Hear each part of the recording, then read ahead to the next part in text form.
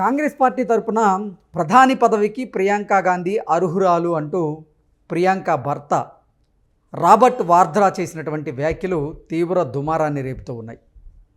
అవి రాహుల్ గాంధీని ఉద్దేశించి పరోక్షంగా వాద్రా గారు చేసినటువంటి వ్యాఖ్యలుగా కొన్ని వార్తలు వస్తున్నటువంటి తరుణంలో వీటి మీద మనం పూర్తి స్థాయిలో విశ్లేషణ చేసుకుందాం. ప్రస్తుతం మనతో పాటున్నారు ప్రముఖ రాజకీయ విశ్లేషకులు కృష్ణకుమారి గారు. వారితో మాట్లాడదాం. మేడం నమస్తే. మేడం నమస్తే. కాంగ్రెస్ పార్టీ తరపున ప్రధాని పదవికి ప్రియాంక గాంధీ అర్హురాలు అంటూ ప్రియాంక గాంధీ భర్త రాబర్ట్ వాద్రా చేసినటువంటి వ్యాఖ్యల్ని ఎలా చూడాలి అంటే ఏం చెప్తారు మేడం? అలానే ఎందుకు అనుకోవాలి, ఇంకోలా కూడా అనుకోవచ్చు. ఈ విషయాన్ని బయటికి తీసుకురావడానికి వాద్రా వ్యాఖ్యలు ఊతం ఇచ్చాయని కూడా అనుకోవచ్చు.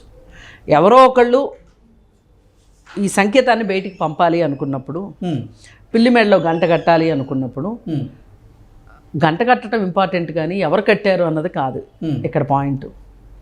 సమాచారం బయటికి రావటం ఇంపార్టెంట్.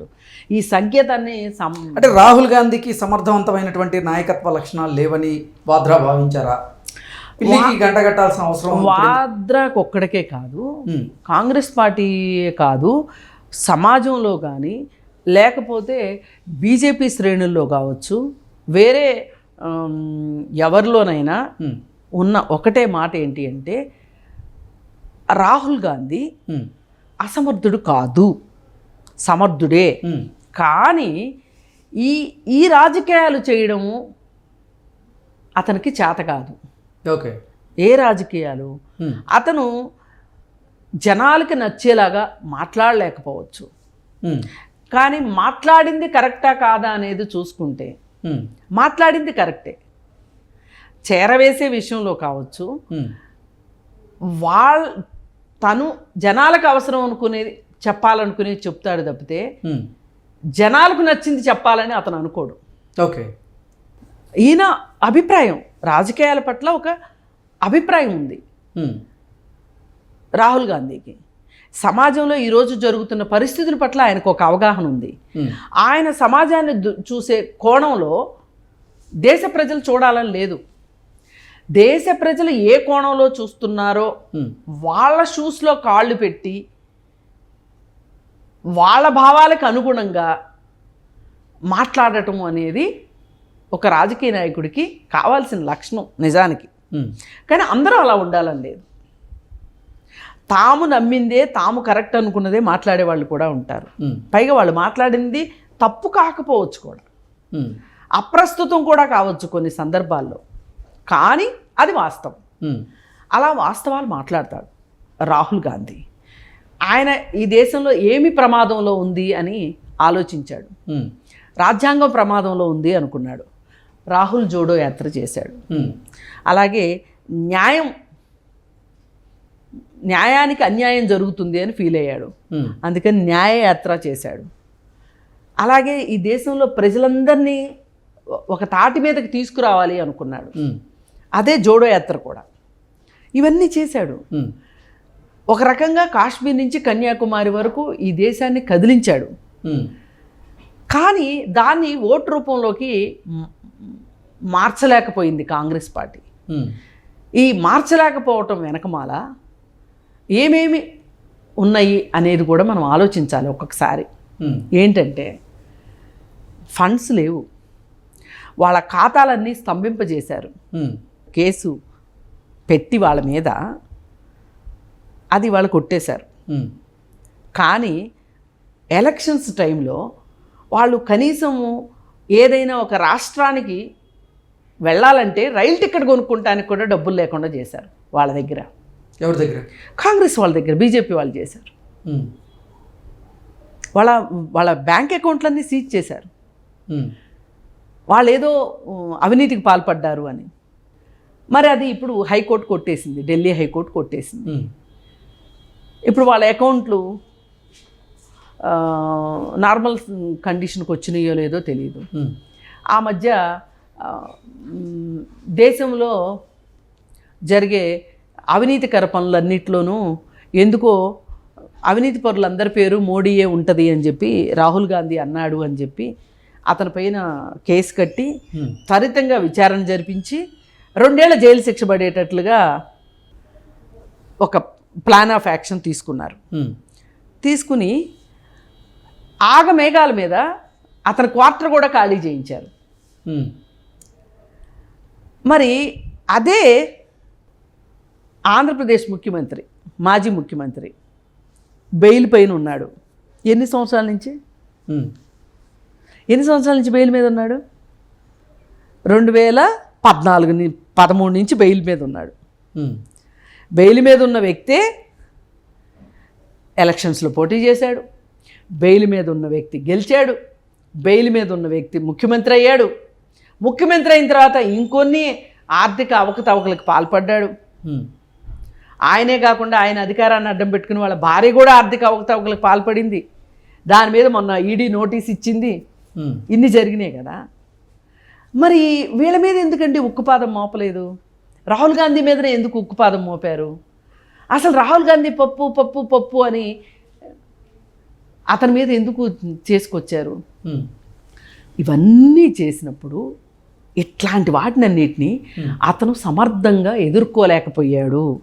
ఇది రాహుల్ గాంధీకి చేతగానితనము అని చెప్పి చాలామంది మాట్లాడుతున్నారు. ఈ పరిస్థితుల్లో అతను ఎక్కడ పార్టీని గెలిపించుకోలేకపోతున్నాడు, ఉన్న స్థానాలు కూడా పోతున్నాయి అని చెప్పి ఒక మాట అయితే వార్తల్లో నిరంతరం సర్క్యులేట్ అవుతుంది. దీన్ని సర్క్యులేట్ చేయటంలో కాంగ్రెస్ వాళ్ళకంటే కూడా, దేశ ప్రజల కంటే కూడా బీజేపీ ఎక్కువ ఉపలాట పడుతుంది. ఎందుకంటే వాళ్ళకి కనుచూపు మేరలో వాళ్ళకి ఒక ప్రత్యర్థిని లేకుండా చేసుకోవాలన్నది వాళ్ళ కోరిక. పైగా ఓటు చోరీ విషయం ఒకటి. అది రాహుల్ గాంధీ ఎలా జరిగింది ఏంటి అనే దాని విషయాన్ని, అది ఒక హైడ్రోజన్ బాంబు అవుతుంది అని చెప్పి రాహుల్ గాంధీ అభిప్రాయపడ్డాడు. కానీ వీళ్ళు ఆ హైడ్రోజన్ బాంబుని చేతిలో పట్టుకొని బాంబులతో ఆట ఆడుకున్నారు వీళ్ళు, బీజేపీ వాళ్ళు. ఎలా ఆడుకోగలిగారు? ఎలక్షన్ కమిషనర్ వాళ్ళ చేతిలో ఉన్నాడు, అధికార యంత్రాంగం మొత్తం వాళ్ళ చేతుల్లో ఉంది, అన్నిటినీ మించి డబ్బులున్నాయి. ఇవాళ ఎలక్ట్రల్ బాండ్స్ ద్వారా 82% నిధులు, 82% ఎలక్ట్రల్ బాండ్స్ కేవలం బీజేపీ పార్టీ ఇవే కొనుక్కున్నారు అంటే మిగతా 18% ఒక పెద్ద ఈ 125 సంవత్సరాల చరిత్ర ఉన్న కాంగ్రెస్ పార్టీ కేవలం 8% ఏమో పరిమితం అయిపోయింది అంటే మరి ఆలోచించాల్సిన విషయమే కదా. ఓకే, వీటన్నిటికీ తీసుకొచ్చి రాహుల్ గాంధీకి ముడి పెడుతున్నారు. రాహుల్ గాంధీ చేతగాంతనం అని చెప్పి వీళ్ళే ప్రచారం చేస్తున్నారు. ఇప్పుడు అధికారం ఉంది వీళ్ళ దగ్గర, అధికార యంత్రాంగాన్ని వీళ్ళు పగ్గాలు బిగించగలరు. అన్ని శక్తులు యుక్తులు వీళ్ళ చేతిలో పెట్టుకొని ప్రత్యర్థిని నిరాయుధుడిని చేసి ఓడిపోయాడు అని చెప్తున్నారు. ఇప్పుడు కొత్తగా మొన్న బీహార్లో సర్ తీసుకొచ్చారు. ఇంకొన్ని అక్కడ మంచి ఫలితం వచ్చేసరికి వాళ్ళకి వేరే రాష్ట్రాలకు కూడా దాన్ని సర్ని విస్తరిస్తున్నారు. సర్ ద్వారా వాళ్ళు చాలా ఓటు చోరీకి పాల్పడ్డారు అనేది రాహుల్ గాంధీ చెప్తున్న విషయం. కానీ వాళ్ళ ప్రజలు ఏం ఆలోచిస్తున్నారు అంటే, అధికారంలో ఉన్న వాళ్ళు ఏమైనా చేస్తారండి, అధికారంలో ఉన్న వాళ్ళు నిలబెట్టుకోవడానికి ఏమైనా చేస్తారు. కానీ ప్రజల కోసం నువ్వేం అడుగుతున్నావు? ప్రజల కోసం నువ్వేం చేస్తావు? ప్రజల కోసం ఈ ప్రభుత్వాన్ని నువ్వేం చేస్తావు? మాకు ఈ అవసరాలు ఉన్నాయి, మా అవసరాల పట్ల నీ అవగాహన ఏది అని ప్రజలు అడుగుతున్నారు.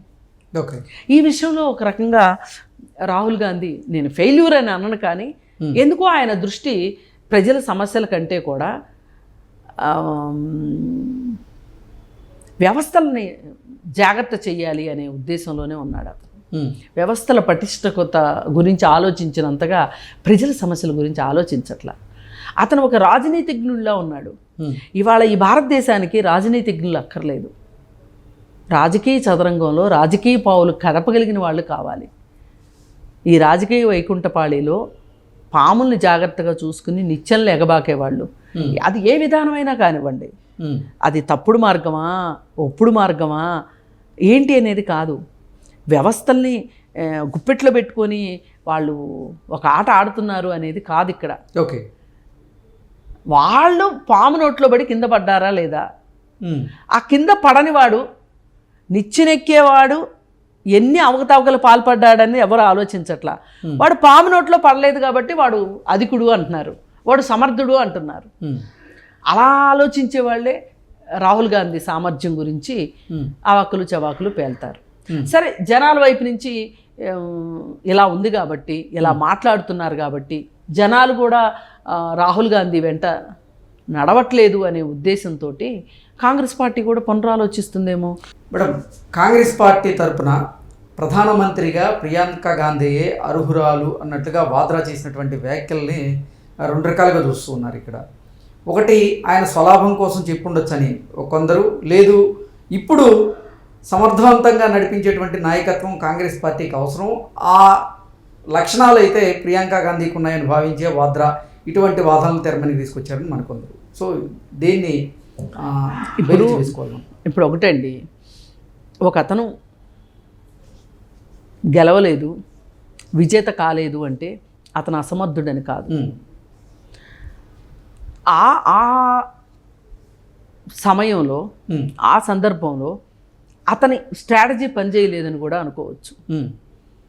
మరి ఇప్పుడు ఇంకొక కొత్త స్ట్రాటజీతోటి దాదాపు 10 సంవత్సరాలు అతను ప్రయోగం చేశాడు రాజకీయ నాయకుడిగా నిలదొక్కోవటానికి. దేశ ప్రధాని అవ్వాలని అనుకుంటే ఎప్పుడూ అయ్యి ఉండేవాడు. వాళ్ళకి ఆ కాంక్ష లేదు వాళ్ళకి. సరే, ఇప్పుడు అవ్వాలి అనుకుంటున్నా కానీ అతని వ్యూహాలు అతనికి సత్ఫలితాలను ఇవ్వలేదు అనుకుందాం. మరి ప్రియాంక గాంధీ దగ్గర ఆ క్వాలిటీస్ ఉన్నాయా అని ఒక్క క్షణం ఆలోచిస్తే, కొంచెం దూరం నుంచి చూస్తే ఇందిరాగాంధీలా కనిపిస్తుంది. హావభావాలు కానీ, ఒక ఆమె నడుస్తుంటేనే మళ్ళీ ఇంకొక ఇందిరాగాంధీ నడిచొస్తుందా అనిపించేలాగా అలాంటి ఆహార్యం కావచ్చు, అలాంటి బాడీ లాంగ్వేజ్ కావచ్చు, అలాంటి అవసరమైతే పదునుగా మాట్లాడటము, లేదు అంటే సౌమ్యంగా మాట్లాడటము, అవన్నీ కూడా ప్రియాంక గాంధీలో కనిపిస్తున్నాయి. కాబట్టి ఇవాళ కాంగ్రెస్ పార్టీకి ఒక కొత్త ఉత్తేజం రావాలి అంటే ప్రియాంక ద్వారానే అనే ఒక ఉద్దేశంలోకి చాలామంది ఆలోచిస్తున్నారు. అది తప్పేం కాదు. నాయకత్వం మార్పు చేసుకోవటం ఆ పార్టీకి అంతర్గత విషయం. అది ఆ పార్టీలో ఇష్టం లేకపోతే వాళ్ళు అవ్వదు. వాళ్ళ పార్టీ అభిప్రాయాన్ని మనం ఎవరం కాదంటానికి. ఇప్పుడు ఒకప్పుడు మోడీ పైన, అమిత్ షా పైన కేసులు ఉన్నాయి. ప్రపంచంలో ఎవరు మేము మోడీని రానివ్వము అని ఆర్టికల్స్ రాశారు. అసలు స్వయంగా అమెరికా అయితే మేము వీసానే ఇవ్వము అంది. అలాంటి పరిస్థితులు అమిత్ షాని ఆ రాష్ట్రం నుంచి బహిష్కరణ చేశారు. అలాంటి ఒక వ్యక్తి, అమిత్ షా లాంటి వ్యక్తి వాళ్ళ ఈ దేశానికి హోమ్ మినిస్టర్గా ఉన్నాడు. అలా ఇతను అత్యంత ప్రమాదకారి, అత్యంత విద్వేష ప్రసంగాలు చేస్తాడు, సమాజంలో విద్వేషాలు రెచ్చగొడతాడు అని మాట్లాడిన మోడీ ఈరోజు ఈ దేశానికి 11 సంవత్సరాలుగా ప్రధానమంత్రిగా ఉన్నాడు. అలాగే 75 సంవత్సరాల వయోపరిమితిని కూడా, ఆ నిబంధనని కూడా అతను త్రోసిరాజని 5 ఏళ్ల కాలము ప్రధానమంత్రిగా ఉన్న ఆశ్చర్యపోని పరిస్థితులు అతను నిర్మించుకోగలిగాడు. ఇది వాళ్ళిద్దరూ నిర్మించుకున్నారు. అది మతాన్ని అడ్డం పెట్టుకుని చేశారా, లేకపోతే ఆర్ఎస్ఎస్ని అడ్డం పెట్టుకుని చేశారా, ఎలా చేశారనేది కాదు. వాళ్ళిద్దరైతే ఇవాళ విజేతలు. దేశానికి ఏం జరిగింది అనేది వేరే విషయం. వాళ్ళైతే విజేతలు. మరి అలాంటప్పుడు గుర్రం ఎగరవచ్చు. ఎవరు చెప్పారు కాదని? ఏమో ప్రియాంక గాంధీ ప్రధానమంత్రి అవుతుందేమో. భవిష్యత్తుని ఎవరు చెప్పలేరు రాజకీయాల్లో. అందుకని చెప్పి ఆమెకేమి తక్కువ సామర్థ్యాలు ఉన్నాయని కానీ, లేదు ఇవాళ ఈ మాట వచ్చింది కాబట్టి రాహుల్ గాంధీ కుదరదని కానీ లేదు. రాహుల్ గాంధీ సాఫ్ట్వేర్ అయితే ఈమె హార్డ్వేర్ కావచ్చు. ఒక హార్డ్వేరు సాఫ్ట్వేరు కలిస్తేనే మనకు ఒక కంప్యూటర్ పనిచేస్తుంది. అట్లా కాంగ్రెస్ పార్టీని ఈ హార్డ్వేరు సాఫ్ట్వేరు కలిసి ముందుకు తీసుకెళ్తే ఏమో చూడాలి. Okay, thank you.